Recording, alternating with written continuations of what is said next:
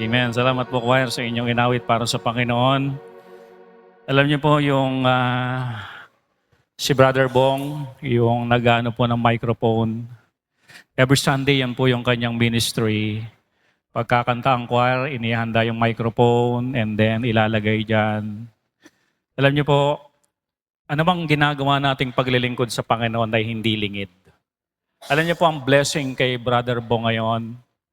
Meron po siya ngayong nabili na isang motor sa murang halaga. Pero yung motor na nabili nila is medyo high-end. 3,400 cc. Amen. Talagang ang Diyos ay alam niya yung ating ginagawang paglilingkod. Kumbaga alam ng Diyos kung paano manukli ng taos-pusong paglilingkod. Kaya mga kapatid, keep on serving lang ang Panginoon. Ano man mga pagsubok, huwag maging hadlang yan. Dahil hinahadlangan lang talaga ang totoo niyan, yung paglilingkod natin na mayroong eternal reward sa langit at mayroong earthly blessing dito sa lupa. Kasi ang dyablo ay pipigilan talaga tayo niyan. Kung hindi mapigil yung ating salvation, ang pipigilin ng dyablo yung ating service. Dapat aware na tayo dyan bilang mananampalataya. Dapat alam na natin yan na ang totoong kalaban natin ay ang dyablo. Ang pumipigil sa atin. Kaya patuloy lang po. Pag pinigil ka, nararamdaman mong pinipigil kang magsimba, sabi ng Bible, resist the devil and he will flee from you. Huwag papayag. Dahil ito pong pag-uusapan natin, part number 2, isang pagkakataon, part number 2. Isang pagkakataon lang mga kapatid, ang katotohanan na mabuhay tayo sa mundo. Isang pagkakataon lang na mabuhay si Lance sa mundo. At pagkatapos ng buhay na ito, wala na. Wala na tayong makikitang ganyang kagwapo. Pag nawala na yan sa mundo, wala na. Okay, wala na. At ibig sabihin din natin mga kapatid, itong July 19, 2026, ngayon lang yan. Wala nang July 19, 2026 na mangyayari. Ngayon lang po ito. Kapag ito'y lumipas na, wala na po ito. Kaya ang mga pagkakataon na lumilipas ay hindi na natin kaya pang ibalik. Yung si Lance ay nag-edad ng 19. Yun lang yun, hindi na pwede siyang maging 18. Padagdag na ng padagdag yung edad natin. Ibig sabihin natin mga kapatid, ang buhay natin ay minsan lang. Salamat ngayong July 19, 2026, pinili mo na maglingkod sa Panginoon. Kasi hindi na natin ito mababalik. Sabi ni Nanay Malu sa akin, Pastor, may bisita ako. Hindi ako papayag na makabalik siya sa abroad na hindi ko siya madala rito. Ngayon kasama niya yung anak niya. Kasi yung pagkakataon na ganyan, maganda na sinasamantala. Maganda sa buhay na ito, isa sa sinasamantala natin, tayo ay makapaglingkod,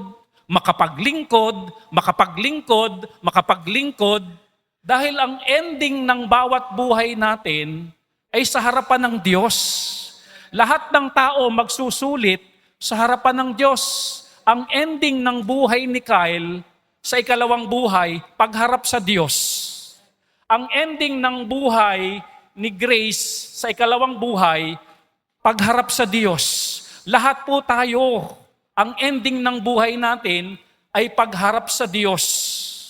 At ang ninanais ng Panginoon na habang tayo nabubuhay, ay maging paalala sa atin ito na ang buhay natin ay isang pagkakataon lang. Pakisabi nga po, isang pagkakataon lang. Huwag na po nating sayangin. Amen? Be strong in the Lord. Ang Panginoon ang magpapalakas sa atin para tayo makapag-survive. Alam nyo, may puwersa ng kadiliman na pwede tayong pigilin sa paglilingkod. Kasi si Satanas, humahanap ng damay. Kasi si Satanas, automatic yan, impyerno na yan. Ano? Kaya si Satanas, habang nandito pa tayo, nandiyan ang kanyang panunukso, nandiyan ang pagpigil, nandiyan ang kanyang paghahadlang sa atin from time to time para hindi tayo makausad sa paglilingkod. Pwede nyo bang sabihin kay Satan, wag ako? Amen? Gusto kong maglingkod sa Panginoon. Amen? Isang pagkakataon. Tayo muna tayong lahat. Tayo mananalangin. Okay, tignan nyo muna yung mga katabi nyo. Alam nyo ba, bago dito makarating yan, grabe ang mga pinagdaanan yan. Maramang in-overcome yan. Tignan nyo rin ako. Alam nyo ba yung nakatayo sa harapan nyo, bago makatayo ngayon, marami rin pinagdaanan. Amen? Pare-parehas tayo. Amen? Kaya magpanalanginan sa isa't isa, exhort one another, sabi ng Bible, magpalakasan, and then managpanalanginan sa isa't isa. Okay? Lahat po tayo ay target ng kaaway para hindi magpatuloy. Tayo po yung manalangin. Ama naming Diyos na makapangyarihan sa lahat, kami po yung papasalamat sa biyaya mo at strength galing sa inyo para makapagpatuloy. Hindi namin kaya sa pamamagitan lang ng aming lakas. Salamat sa strength na galing sa inyo. Sarili naming wisdom, hindi namin kaya, kundi wisdom na nanggagaling sa inyo. Sarili naming kaalaman ay hindi kaya, ngunit sa kaalaman na galing sa inyo, we can dahil sa inyo. Help us, Lord, na maunawaan minsan pa at maging totoo sa amin ang paalalang ito na ang buhay namin ay isang pagkakataon lang. At meron pang mga isang pagkakataon na wag naming mamiss, wag naming masayang. At ito po, tulungan niyo po kami sa pagdidiscuss nito, yung mga pagkakataon pa na pwede naming i-maximize, pwede naming agawin, at hindi namin, Panginoon, mamiss sa buhay na ito. Salamat po sa inyong kabutihan sa amin. Salamat sa kaligtasan. Kami pupunta ng langit dahil kay Kristong aming tagapagligtas. Hindi kami pupunta ng impyerno. At ito ngayon kami, mga Kristiyano, binibigyan mo ng buhay at pagkakataon para makapaglingkod kami, para pagdating dyan sa langit, meron pa kaming eternal reward. Ganun kayo kabuti. Ganun kayo kabuti sa amin. Pagbibigay ng tsansa at pagkakataon para mapaglingkuran kayo. Patawad sa anumang pagkukulang namin. Let the Holy Spirit speak to us. Salamat po. In Jesus' name we pray. Amen. Okay po na tayo. Ito pang pagkakataong ito na i-discuss natin ay nasa ating lahat. Kung ligtas ka, alam mong pupunta ka ng langit dahil kinilala mo si Kristo bilang tagapagligtas, pupunta ka ng langit. Say amen yung mga pupunta ng langit pag namatay. Siguradong ligtas tayo. Ito yung wag nating sayangin na pagkakataon. Number 1, isang pagkakataon upang maghayag. Sa English, the proclamation of the gospel. Walang ibang maghahayag, magsishare, magpapatotoo, magbibigay ng patungkol sa kaligtasan kung hindi tayo na nakatanggap ng kaligtasan. Amen? Bilang saved dahil kay Kristo, huwag tayong maging tahimik sa kaligtasan na ating natanggap. Ligtas ako Pupunta ako ng langit dahil ang tagapagligtas ko si Kristo. Hindi relihiyon kasi walang kakayanan ng relihiyon para ako iligtas. Wala rin kakayanan yung gagawin kong mabuti para ako iligtas. Si Kristo ang tagapagligtas ko at tinanggap ko si Kristo bilang tagapagligtas. At pag ako namatay, kasi mamamatay naman talaga tayo. Meron akong tagapagligtas at ang magliligtas sa akin mula sa impyerno, yung Kristong tinanggap ko. Kaya pag namatay ako, hindi ako pupunta sa langit dahil meron akong tagapagligtas. Sino po ito? Si Kristo. Kaya pag namatay ako, pupunta ako ng langit. Kapatid, napakalinaw ng karanasan mo. Napakalinaw ng turo na natutunan mo sa Biblia. Alam mo ang paraan ng kaligtasan si Kristo. Bakit tahimik ka sa school? Bakit tahimik ka sa trabaho? Bakit tahimik ka sa social media? Christian, mag-ingay tayo sa social media that only Jesus can save. Alam niyo ba ang social media ngayon, punong-puno ng awayan ng politiko?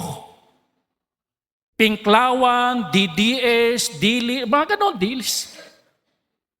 Punong-puno ang social media ng awayan sa politika. Are you with me? Hindi itatanong ng Diyos pag nasa langit na tayo kung tayo ay Pinklawan, DDS o anumang grupo ng politika. Ang itatanong ng Panginoon sa atin, nag-share ba tayo ng Ebanghelyo ng Panginoong Kristo? Are you with me? Ano ngayon kung makita sa social media na ikaw ay successful? Are you with me? I'm not saying bawal mag-post ang Kristiyano ng mga tagumpay natin sa buhay. Pero ito mga kapatid, ano ngayon na malaman nila sa pamamagitan ng pagpo-post mo, si Kristo ay tagapagligtas? Alin ang mas matimbang sa harapan ng Diyos? Yung malaman nila through your social media na idinideclare mo, pinoproklema mo, ipinapangaral mo, itinuturo mo, ipinopost mo na si Kristo lang ang tagapagligtas. Ngayon, ano sa makakakita nito sa kanila? Mas maganda. Are you with me? Kasi ang tinatalakay natin dito, ano ngayon ang pakinabang nila kung ikaw ay nakabili ng iPhone 18 Max Max?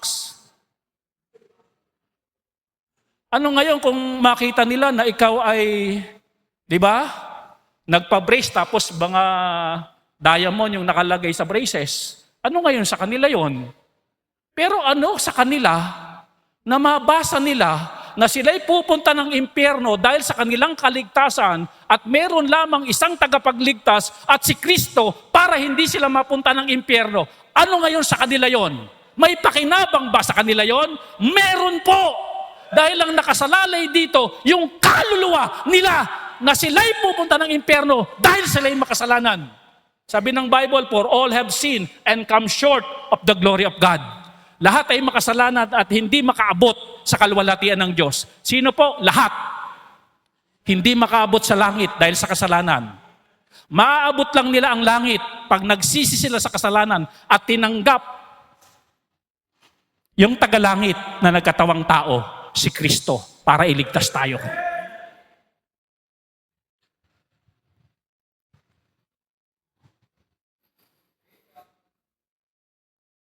Ano ngayon sa kanila, kung katabi mo sa picture, papaselfie ka, si Jong Quick Quick. Kilala niyo si Jong Quick Quick? Yung gumaganon? Ano ngayon sa kanila kung kaselfie mo si Jong Quick Quick? Are you with me? Pero ano sa kanila? Na kapag nabasa yung post mo, may impyerno, may kaluluwa, maiksi ang buhay. Alam niyo sa edad kong ito, ang dami ko nang nararamdaman. Opo, mga 3,400. 25 pa lang ako. Maiksi po ang buhay. Yan nga kausap mo mamaya nung pala sinaksak na nung kaangkas, patay. Ang lakas-lakas nun. Ano ngayon sa kanila kung mabasa niya na maikli ang buhay? Ano sa kanila ngayon na pagkatapos mamatay, judgment? Itinakda sa taong minsan mamatay, kasunod nito ay paghuhukom, haharap sa Diyos. Ano sa kanila na malaman nila na yung umibig sa kanila nang sila'y makasalanan pa ay si Kristo, ang Diyos? Ano sa kanila na malaman nila na dahil sa pag-ibig ng Diyos sa kanila, ibinigay si Kristo at sino mang sasampalataya kay Kristo ay hindi na mapapahamak, sa halip magkakaroon ng buhay na walang hanggan? Ano sa kanila yon? Di ba mayroong mas mahalaga na pwede nilang makita sa post natin? I'm not saying bawal magpa-selfie-selfie kay Jing Quick-Quick, ha?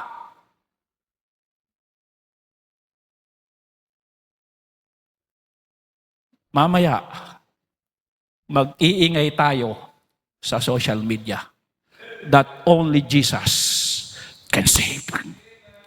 Mamaya, sa my day natin, o your day, mag-iingay tayo that only Jesus can save. Ano pa isa yung thought ba yun? Ano yung notes?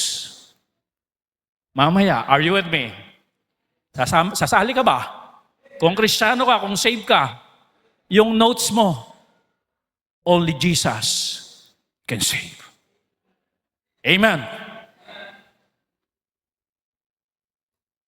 Sabi ng Romans 10:14, how then shall they call on Him in whom they have not believed?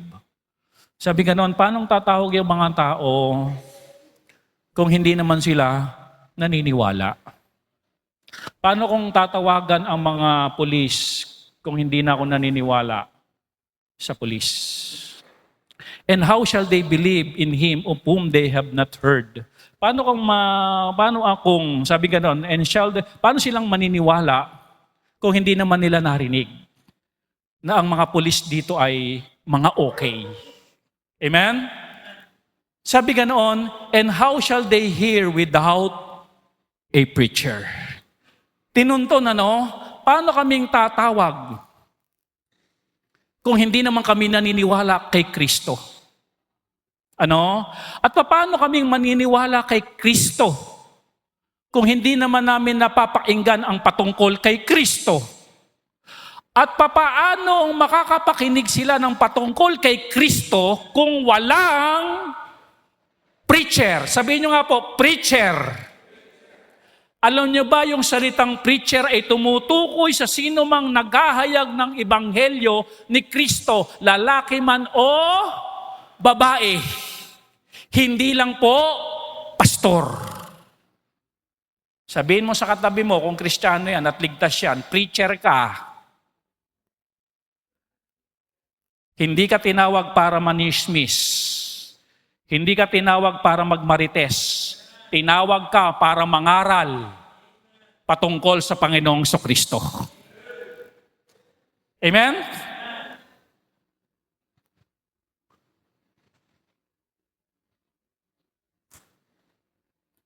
Listen, ang gospel ay hindi automatic na nakakarating sa tao.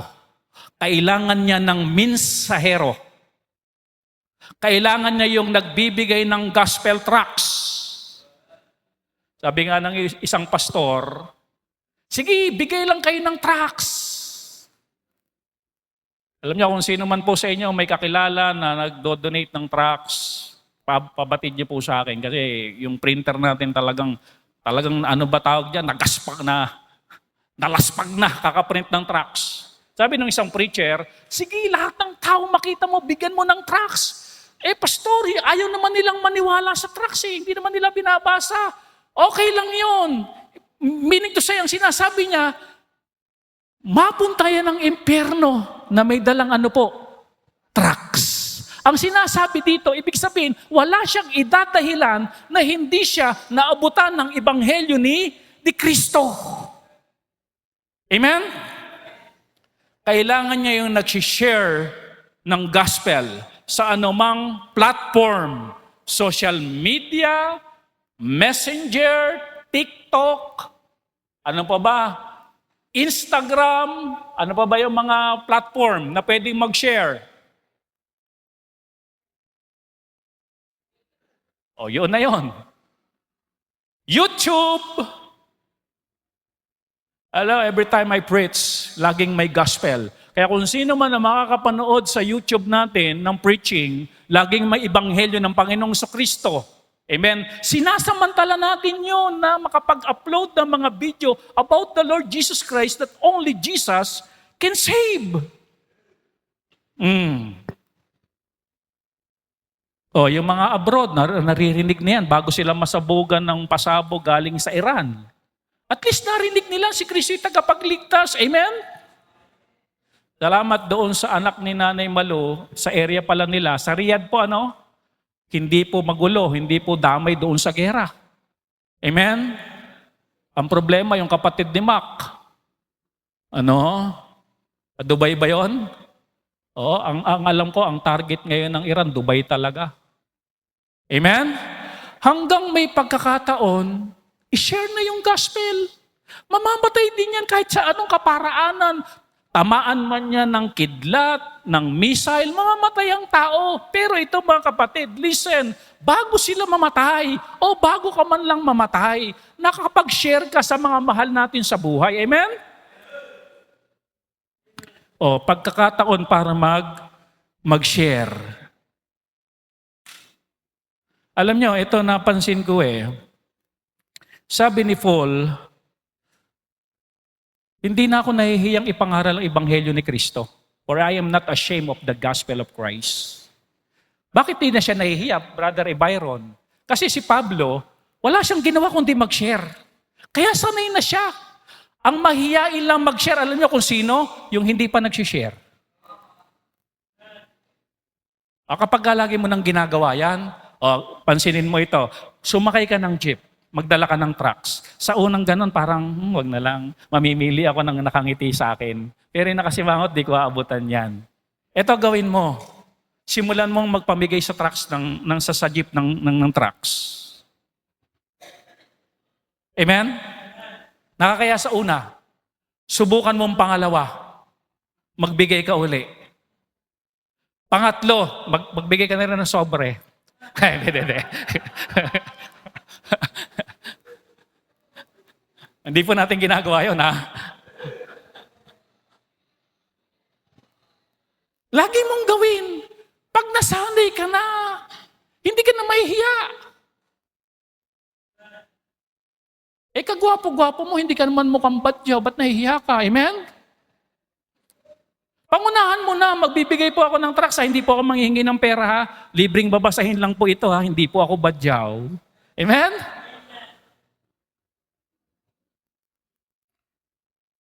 Sunod, angkas ka uli. Hindi ka na mahihiya. Kakapal na mukha mo sa Panginoon. Sabi ni Paul, for I am not ashamed of the gospel of Christ. Yung co-teacher mo, sharean mo.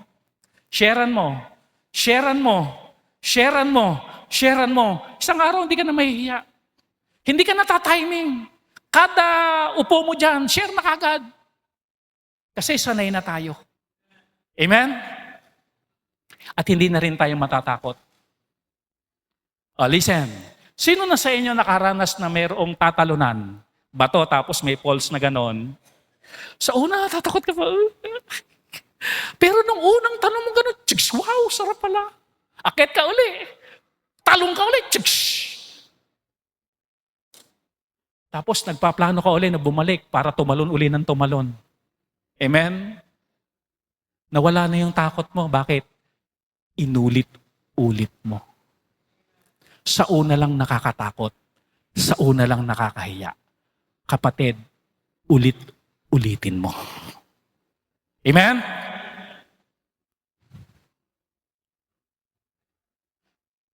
Nanay Malu, nakakarami na ng bisita yan Hindi na nahihiyang mag-invite yan. Ulit-ulitin mo.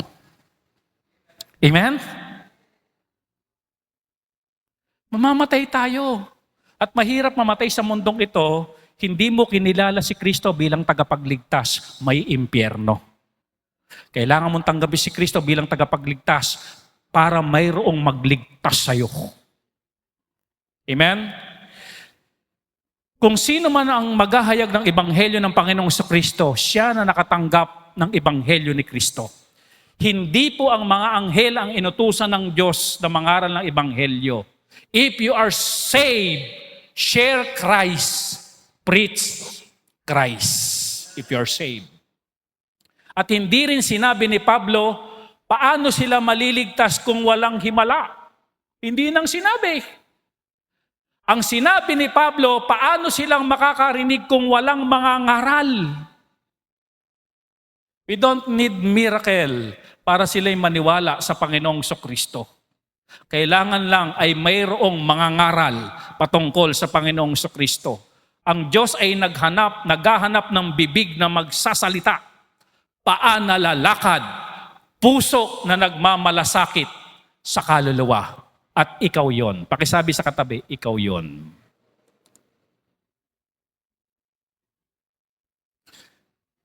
Sino po sa inyo ngayong umaga masaya dahil may bisita tayo? Andyan yung anak ni Nanay Balo. Yung bisita ba ni Ella nandun pa rin sa room? Andun pa rin. Masaya po ba kayo may bisita tayo? Makakarinig sila ng ebanghelyo ni Kristo. Hindi po relihiyon ng Berean Bible Baptist Church. Ang Berean Bible Baptist Church nagtuturo na si Kristo lang ang tagapagligtas. Kaya tayo narito dahil tayo'y naranasan na nating maligtas. At hindi tayo tatahimik na tayo lang ang ligtas. Gusto rin nating makasama ang mahal natin sa buhay. Amen? Alam nyo, kapag dating sa langit, ang mahalaga sa Diyos, yung katapatan, yung naging mabuting katiwala. Ano ba yung isa sa pinagkatiwala ng Diyos sa atin? Ebanghelyo ni Kristo. Sabi ng Panginoon, all power is given unto me. Go! Amen? Tayo yun. At maging mabuti tayong katiwala sa ebanghelyong ipinagkatiwala sa atin ng Panginoon. Amen? Isa sa nagpapasaya sa simbahan, kapag mayroong baby, ganun din sa bahay. Sa bahay, kapag mayroong baby, masaya ang tahanan. Sa church din ganun, kapag mayroong baby, may naliligtas, nagkakaroon ng baby Christian, kahit nakasimangot ka, biglang ngingitian mo eh. Amen? O, yung mga matatagal na dito sa church, di ba? Kasi mayroong bago. May baby. Yung bang gustong-gusto mong yung babyng gano'n, yung pisnging matambok, gusto mong gano'n. Amen? Ganon din kapag meron mga bago dito sa church, tuwan-tuwa kapag dumadating na. Meaning to say, ang nagpapasigla sa simbahan, kaluluwang naliligtas.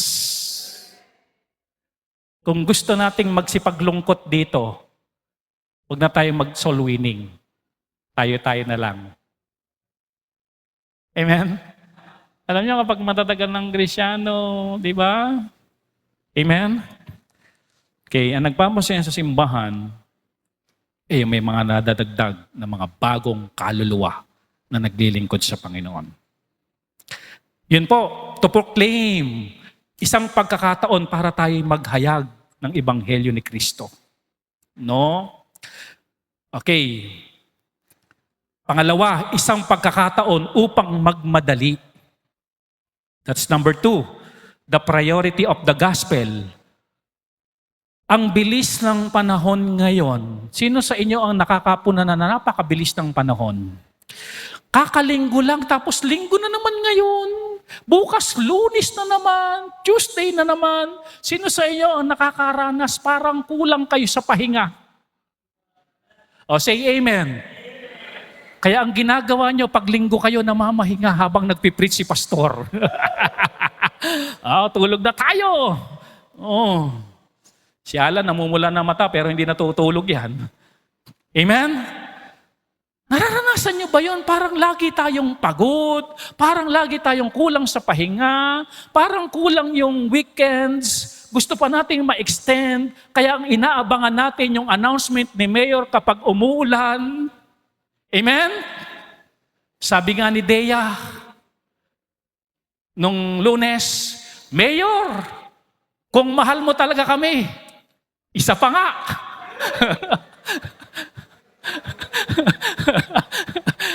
Kasi even yung mga estudyanteng malalakas pa ang katawan, nakukulangan sila ng pahinga. Dahil ngayon mga kapatid, parang kibilis-bilis talaga ng panahon. Kasi sinabi ng Panginoon yan, pabibilisin niya ang panahon.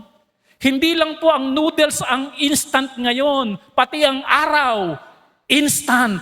Ang bilis. O, bakit sinabi natin kailangan nating magmadali na mag-imbita? O, listen carefully. Alam mo ba o hindi mo pa alam? Araw-araw na dumadating sa buhay natin, umiiksi ang buhay natin. Papunta tayo lahat sa kamatayan. Para tayong kandila ng tayo ipinanganak sinindihan at walang patayan yan, unti-unti na tayong nauupos. Ito pa ang katotohanan. Alam mo ba yung loved ones mo, Byron, mahal mo sa buhay, na hindi pa nakakakilala sa Panginoon, ganun din ang sitwasyon. Papunta sa saan? Sa kamatayan. Araw-araw na bubawasan yung buhay niya tungo sa kanyang kamatayan. Kaya sabi dito, ito'y pagkakataon natin upang magmadali na. Huwag nang ipabukas-bukas. Lado kong sharean si Lola Siguro next year. Sigurado ka pang buhay si Lola mo next year? Plano kong sharean yung tito ko Siguro sa darating na linggo. Sigurado ka bang sa darating na linggo, buhay ka pa at buhay pa yung tito mo? Bahala kung talagang dalhin dito sa church yung classmate ko Sigurado ka bang darating pa yung plano mong yon? O kailangan mo nang magmadali? Are you with me? Ang sabi ng Bible, aanihin na sila. Alam niyo nakalagay sa Bible, ang dami-daming aanihin, kakaunti ang umaani. Ready na sila. Puntahan mo na, magmadali na tayo.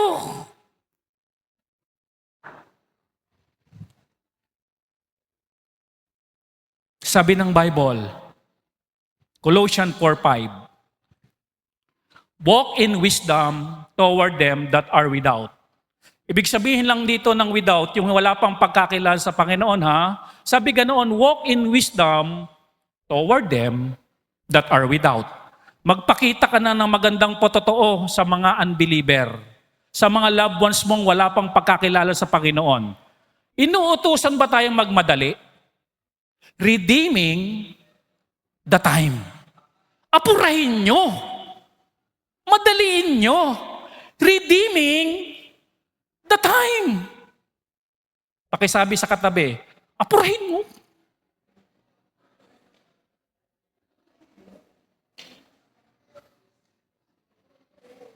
Baka mahuli na ang lahat, mga kapatid.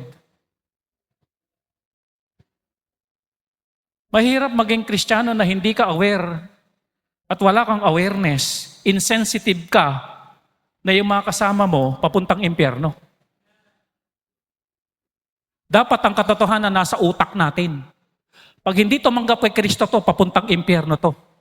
Dapat ang tingin sa wala pang pagkakilala sa Panginoon, delikado to. Magmamadali ka ba kapag delikado? Makakita kayong may aksidente dyan, bumulaktang ganyan, tapos may pumutok na sa ulong ganon, gumaganong ganito dugo. Magmamadali ka ba? O sabihin mo, someday dadaling kita sa ospital. Ganon ba sasabihin natin? Siguro next month, ibabangon kita dyan para dalhin sa ospital. Di ba, Sir Lester? Wala pa akong time para physical damage pa lang yon. How about spiritual damage na papunta ng impyerno yan? Minamadali ka ba ng Diyos? Minamadali ba tayo ng Diyos na mag-akay ng kaluluwa? Ang sagot, opo. Redeeming the time.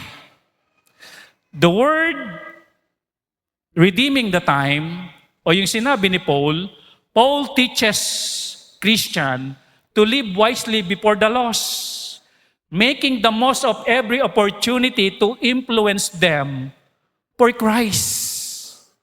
Making the most of every opportunity. Katulad ng ginawa na ni Malu ngayon, anak, hindi ka pupunta ng abroad hanggang hindi kita nadadala dito sa church. Makilala mo si Kristo bilang tagapagligtas mo. Makakampante na yung puso ko dahil masisigurado mo ang iyong kaluluwa ay pupunta ng langit. Dagdag peace of mind sa akin yon dahil sa kaguluhan sa mundo. Tanong ko po mga kapatid, magulong-magulo na ba ang mundo natin? Napakagulo na. Alam niyo yung nangyari sa Tacloban, yung may namaril? Bigla akong kinapitan ng takot eh. Paano pag nag-aral si Binaya sa public school? Plano ko pa naman talaga sa Tacloban. Nakakatakot. Nagkaroon ba kayo ng takot? Yung mga anak nyo, i-deploy nyo sa eskwelahan, maiiwan sila doon mag-isa? Na talaga namang walang defenseless at walang poprotekta sa kanila? Nakatulad mo na magproteksyon sa iyong anak? Tapos merong pupunta doon na estudyante. Tapos, are you with me? Masama na po ang mundo. Apurahin natin. Huwag natin hintayin ang 2028 election. Amen? Kahit manalo pa ang presidenteng gusto natin, kung pupunta naman sa impyerno yung mga tao, wala rin. Are you with me? Hell is real. Sabi ng John 9:4, ito piniris ko na ng Sunday, itong sabi ng Panginoon, I must work the work of Him that sent me while it is day. Sabi ganoon, tatrabahuhin ko na ang dapat trabahuhin na nagsugo sa akin habang araw pa. The night cometh when no man can work. Darating na yung gabi, wala nang ilaw at hindi na pwedeng magtrabaho gabi na. Habang araw pa, ang sinasabi dito ng Panginoon, habang may pagkakataon pa tayo, gawin na natin yung task sa atin, magdala ng kaluluwa. While it is day. Hanggang may araw pa, hanggang may lakas pa tayo, gawin na natin. Malalim ang kahulugan nito. Our time is limited, not unlimited. Limitado. Isang pagkakataon lang na siya'y, di ba? Isa lang ang pagkakataon kuminsan na makasalubong mo yung tao. Kuminsan, Brother Kyle, isang pagkakataon lang na makasakay mo yung mga taong iyon. Susunod na pagsakay mo sa jeep, hindi mo na sila makakasakay. Nakukuha niyo ba yung mga pagkakataong ibinibigay ng Diyos? Hanggang may oras, huwag tayong magsayang. Amen? Dapat, kung saan tayo makapalang muka, doon sa paghahayag ng Ebanghelyo ni Kristo. Isang araw, babawian siya ng buhay. Isang araw, tayo din ay babawian din ng buhay. At isang araw, darating ang Panginoon. Alam nyo, noong panahon ni Noah, dumating ang panahon na isinara na rin ng Diyos ang pintuan ng arka. After 120 years, ilang taon ang sinayang ng mga tao. Hindi maiksing panahon yung sinayang nila. 120 years ang sinayang nila na hindi sila naniwala sa ipinapangaral ni Noah. Pero wala na silang idadahilan dahil nangaral si Noah ng 120 years. Tanong, napagod ba si Noah na ipangaral yon? Hindi. Pero dumadating talaga ang panahon na magsasara ang pintuang bukas. Manghihinayang na lang tayo kuminsan, nako, hindi ko na share nito, patay na. Hindi ko napuntahan, patay na. Hindi ko nasabihan, wala na. Darating ang panahon, yung bukas, magsasara. Habang bukas pa, pumasok ka. Amen? Pagkakataon po yun or opportunity. Pangatlo, isang pagkakataon upang magmalasakit, the passion for soul. Okay. Tatanungin ko po kayo, Sino ba ang dapat pinagmamalasakitan?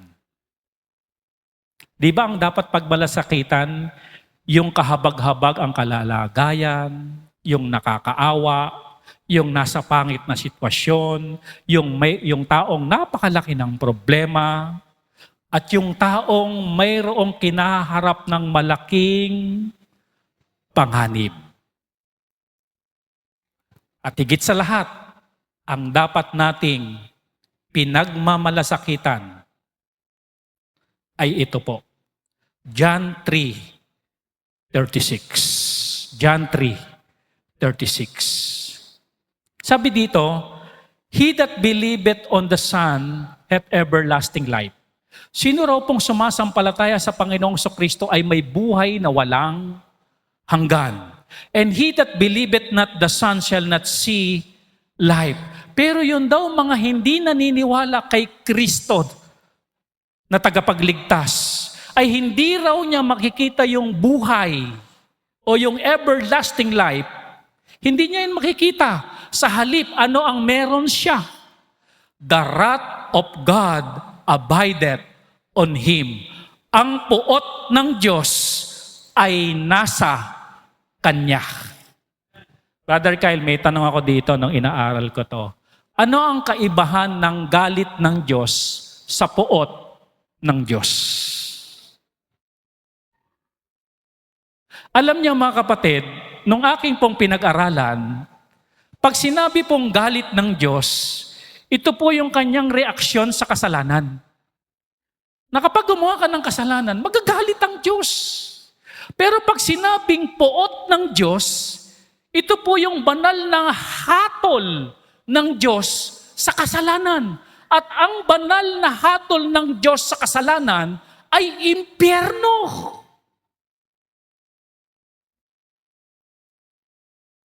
Tanong, Kristiyano, sino ba ang dapat mong pagmalasakitan?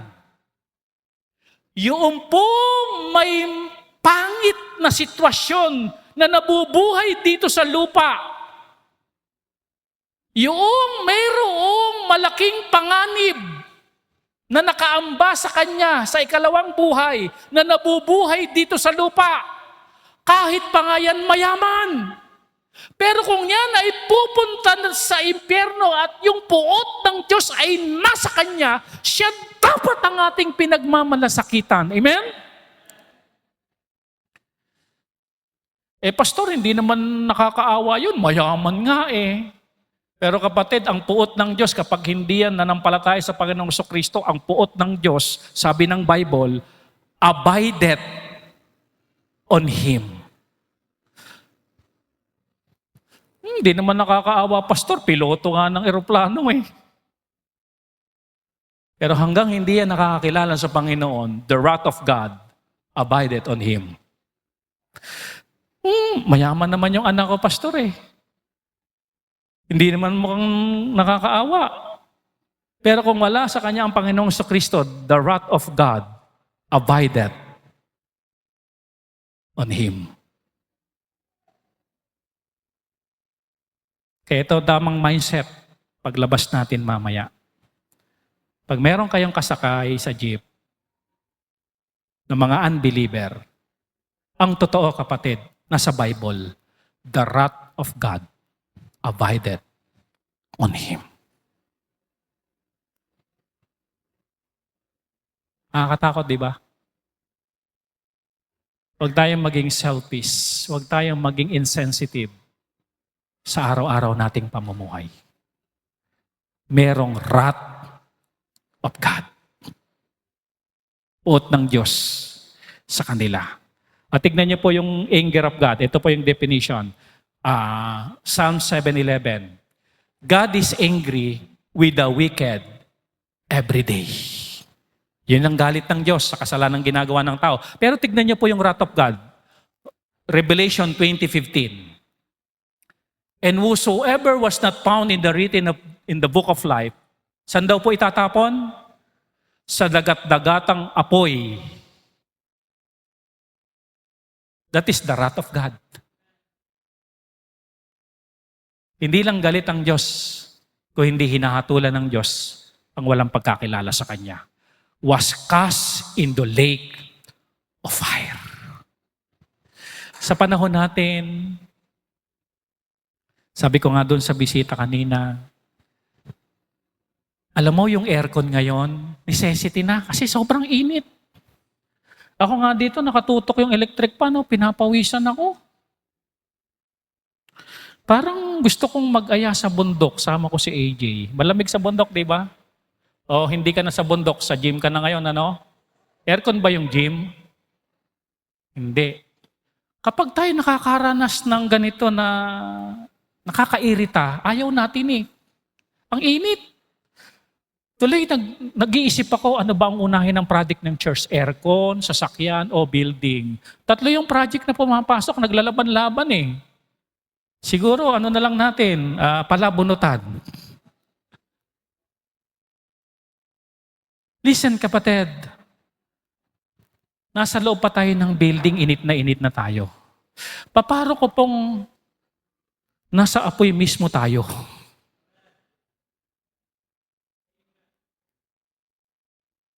Dapat talaga tayo nagmamalasakit, may passion talaga tayo at tayo dapat naawa sa mga unbeliever nating loved ones. Kahit everyday naka-aircon yan, walang patayan. Kasi, are you with me? Kahit masarap ang buhay niyan, pero kung pupunta ng impyerno, eternity ang pinag-uusapan. Dapat tayo may malasakit at awa. Kung minsan yung mga kamag-anak natin mayayaman, kaaway natin kasi mayaman. Pero alam nyo ba, nakakaawa sila, hindi dapat kinaiinggitan. Uulitin ko po, yung mga kamag-anak nyo na mayaman na hindi pa nakakakilala sa Panginoon, kahit mayaman sila, hindi nyo dapat kinaiinggitan, dapat inyo pong kinakaawaan. Kahit di aircon pa ang mga kwarto niya at sala, pati yung kanilang CR aircon, pati kalan nila aircon, ang ibinubugan ng kalan, lamig.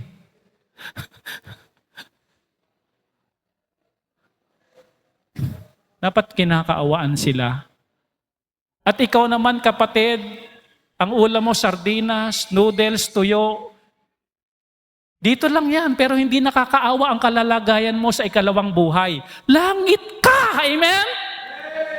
Huwag kayong masyadong nai-intimidate, insecure, kapatid, ang totoo, pagkatapos mo dito, langit ka! Hindi nakakaawa ang sitwasyon mo. You are saved!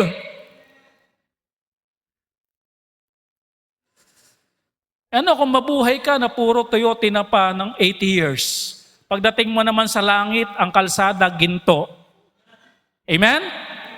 Tapos sabi ng Bible, mansion. Naghanda ako ng mansion sa inyo. Byron, naghanda ako ng mansion sa inyo. Ano ngayon kung umuupa ka hanggang 80 years old ka? Pagdating mo sa langit, mansion ka.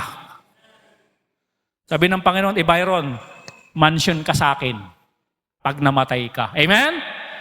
Kyle, umuupa ka sa Maynila. Umuupa ka ba, anak? May pag-aari po ito sa Novaliches. Kayo ang nagpapaupa.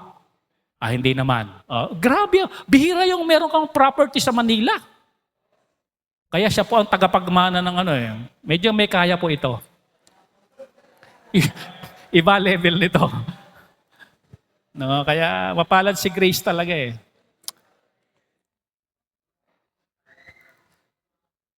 Sino pa yung mga umuupa dito? Ano ngayon kung umuupa tayo? Sabi ng Panginoon, pag namatay ka anak, langit ka sa akin. Sino nakakaawa? Yung hindi pupunta ng langit. At sino ang dapat naaawa sa kanila? Tayo po.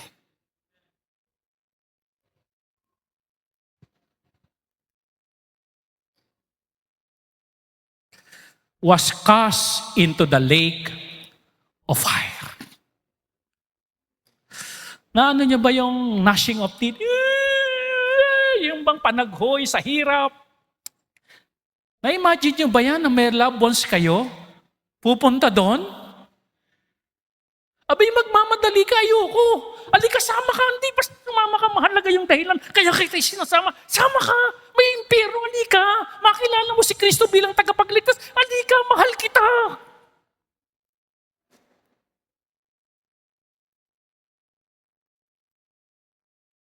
Hindi man kita anak mapamanahan ng yaman sa mundo. Pero kung pwede kong ibahagi sa iyo si Kristo, ito'y mana na buhay na walang hanggan. Amen? Anak, wala man akong maipamana sa iyo katulad ni Kyle na bahay sa Nubaliches. Amen? Pero anak, pwede kong i-share sa iyo yung mana sa langit sa pamamagitan ni Kristo bilang tagapagligtas. Tatay, nanay, hindi ko man mapaginhawa ang buhay niyo dito. Talagang malas ako. Talagang hindi ako magtagumpay. Lahat ginawa ko na. Hindi ko man kayo mabigyan ng magandang buhay. Pero nanay, tatay, meron akong i-share sa inyo. Ito'y buhay na walang hanggan. Kay Kristo Jesus lamang masusumpungan.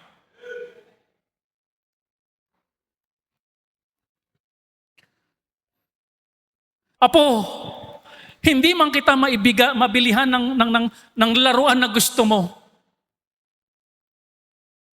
Hindi man kita mabilihan ng gusto mong drone na may missile. Pero apo, ibabahagi ko sa iyo ang mas mahalaga kaysa sa laruan na gusto mo. Si Kristo na tagapagligtas.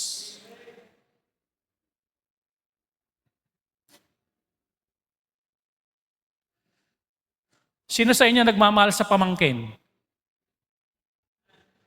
Sa Bedra, wala pang pamangkin. Ano? O may plano na? Nakikipamangkin lang yan eh. Pamangkin. Ganyan ko minsan ng mga tito, tita. Ibibigay lahat. Hindi ko man maibigay ito, pero maibibigay ko sa iyo at maishishare sa iyo ang ebanghelyo ng Panginoong Kristo. Hindi niyo pa ba alam ang nangyari kay Jeneline at kay Roldan? Hindi, joke lang. Acts 1:8. Acts 1:8. Pang-ano pala tayo muna, pang-apat. Isang pagkakataon upang magpatotoo. Sabi ng Bible, Acts 1:8, "You shall be witnesses." Dito tayo magtatapos. Say amen, matatapos na tayo. Ayan. Okay, makakapagpahinga na po tayo ha. Okay. Sabi ng Bible, "But ye shall receive power after the Holy Ghost is come upon you, and ye shall be witnesses." Magiging saksi kayo. Hindi po ito yung mga pumupunta at nangangatok. Ha? Tayo po ang tunay na saksi. Ano po? Magiging saksi kayo. Sabing ganoon. Alam niyo po, ikukwento ko po sa inyo yung history ng pagkakaligtas ni Apostol Pablo. At siya po ay iniligtas ng Panginoon si Apostol Paul para maging witness din. Okay, puntahan mo natin istorya. Acts 26:14. Ito yung calling ni Apostol Paul. Sabi dito, "And when we and when we were all fallen to the earth, I heard a voice speaking unto me, and saying in the Hebrew tongue, Saul, Saul, why persecutest thou me?"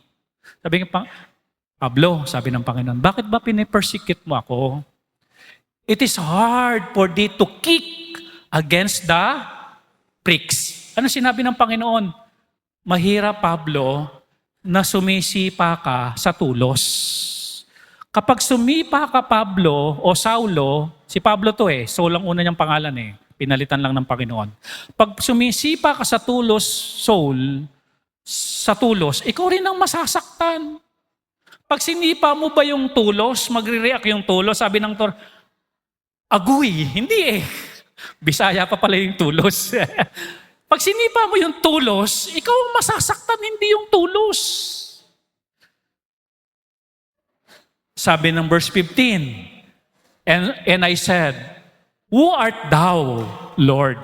Ito ang sabi ni Paul o ni Saul. Sino ka ba, Panginoon? And he said, I am Jesus, whom thou persecutest. Nagpakilala ang Panginoon. Ako yung pinapersecute mo. Verse 16, But rise and stand upon thy feet, for I have appeared unto thee for this purpose. Anong sinabi ng Panginoon kay Saulo o kay Pablo? Nagpakita ako sa iyo ngayon, Pablo o Saul, For this purpose. Anong purpose? To make thee a minister and a witness.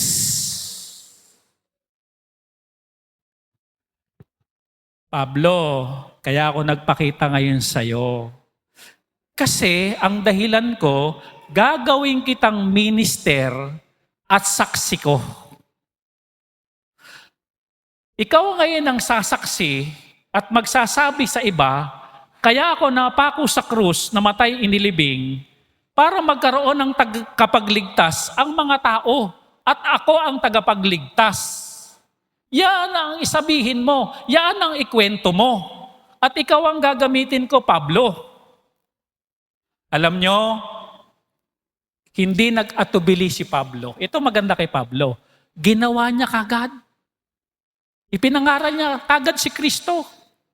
Ito po yung sinasabi ko sa inyo na hindi na nahihiya si Pablo dahil madalas niyang ginagawa. Sabi ng Romans 1:16, for I am not ashamed of the gospel of Christ. Kapag madalas na isinishare ang gospel, nawawala na ang hiya. Amen? Ito po si Pablo. Kapatid, sabi kanina sa Romans 1:8, ye shall be witnesses. Simulan mo na para hindi ka na nahihiyang mag-share. Amen?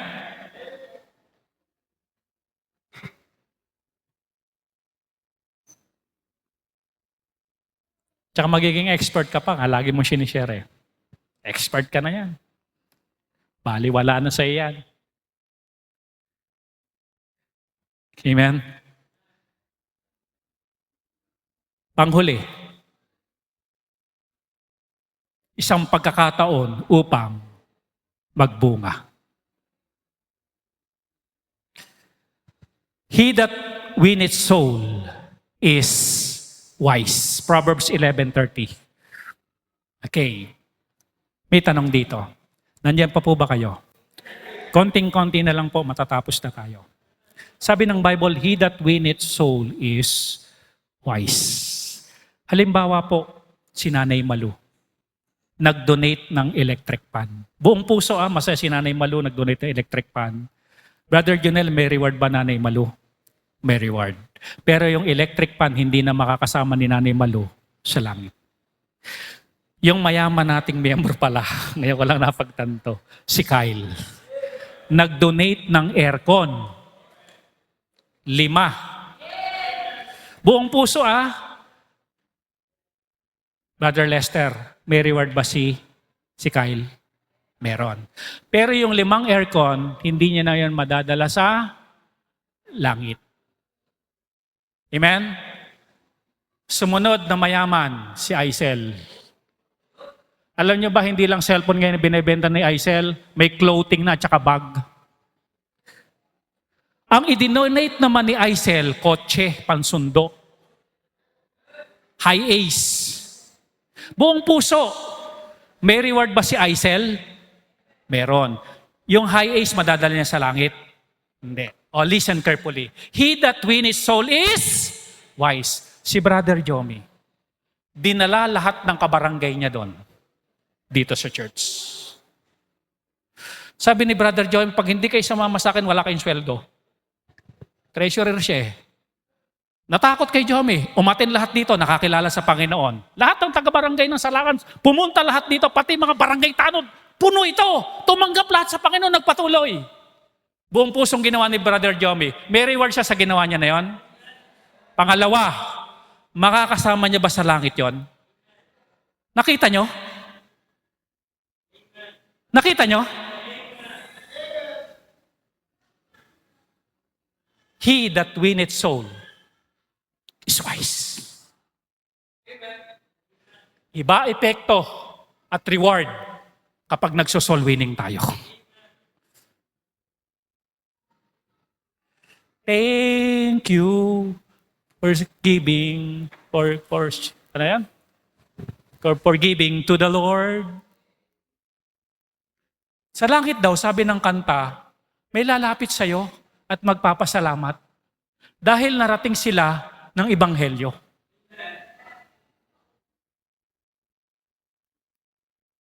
He that winneth soul is wise.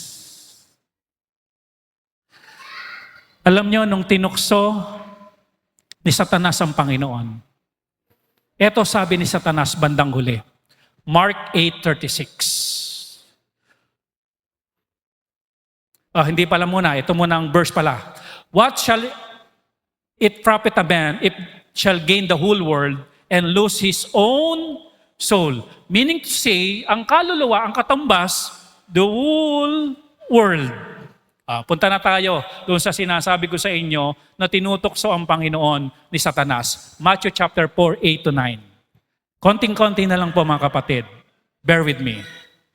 Again, the devil taken him up in the exceeding high mountain and shewed him all the kingdoms and of the world and the glory of them. Pinakita ng Panginoon, o pinakita ni Satanas sa Panginoon, yung mga kaharian ang gaganda.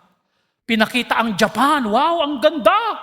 Pinakita ang Australia, wow, ang ganda. Ipinakita ang New York City, wow, ang ganda. Ipinakita ang New Zealand, wow, ang ganda. Ipinakita ang Pilipinas. Wow, Philippines. Maraming Crocs.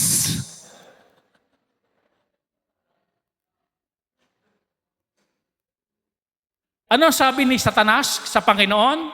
Verse 9, and said unto him, all these things will I give thee. Ilan daw? Lahat. Ibibigay ko yan sa'yo. Sambahin mo lang ako.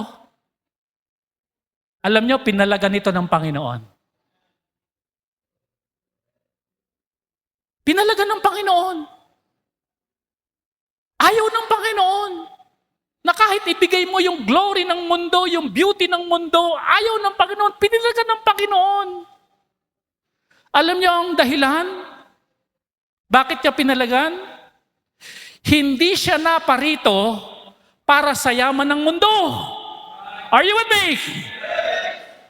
Hindi siya naparito dahil sa glory ng mga kingdom. Siya ay naparito, sabi ng Luke 19:10, let's read, sabay-sabay, ready, read. For the Son of Man is come to seek and to save that which was lost. Naparito ang Panginoon, hindi para magpayaman sa mundo. Are you with me? Kundi para hanapin ang iligtas ang nawawala. Listen.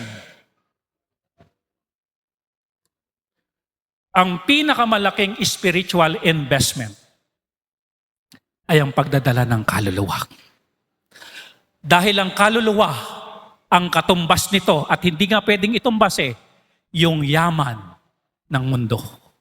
Kapag meron kang nadalang isang kaluluwa dito, sa langit, tinitignan yon na mas mayamang ka pa sa mundo.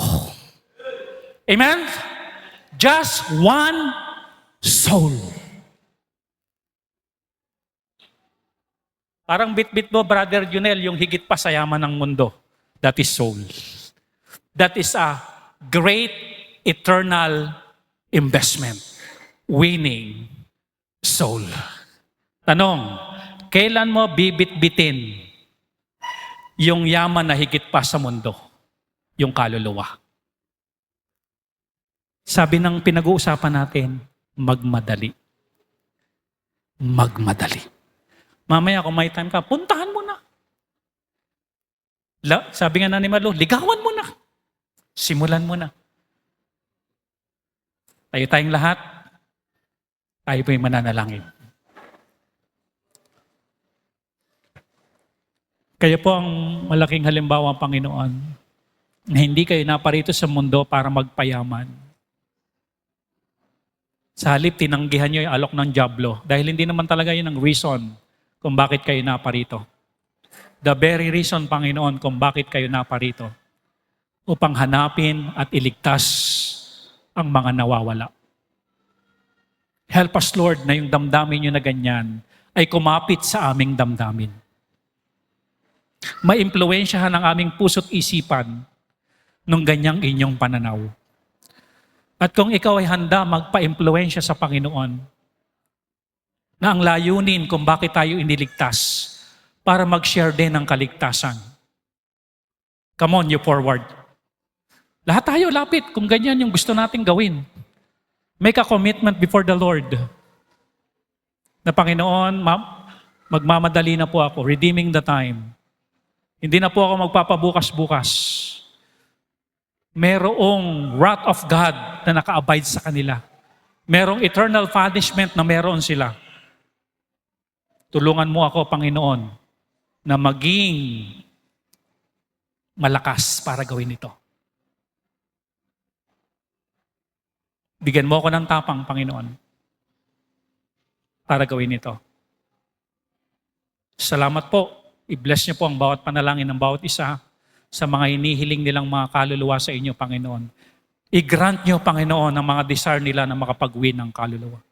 I-grant niyo, Panginoon, yung puso nila na mayroong pagmamalasakit sa mga kaluluwa. Salamat po. In Jesus' name we pray. Amen. Amen.